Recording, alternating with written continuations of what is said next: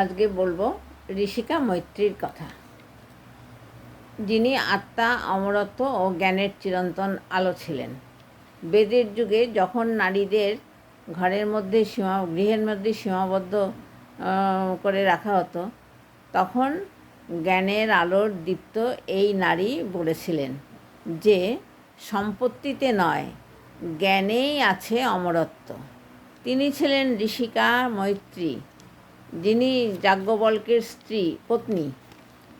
এই যাজ্ঞবল্ক্যের অপর একজন পত্নী ছিলেন, তার নাম হচ্ছে কাত্যায়নী। এই যাজ্ঞবল্ক্যও ছিলেন আত্মা ও মুক্তির পথের প্রথম কণ্ঠস্বর।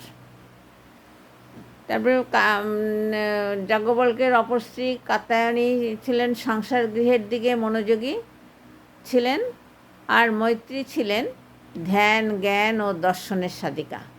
তাদের আশ্রম ছিল জ্ঞান চর্চার কেন্দ্র, যেখানে প্রতিদিন জ্ঞানের কথা ও আত্মা, ব্রহ্ম ও অমরত্ব নিয়ে আলোচনা হতো।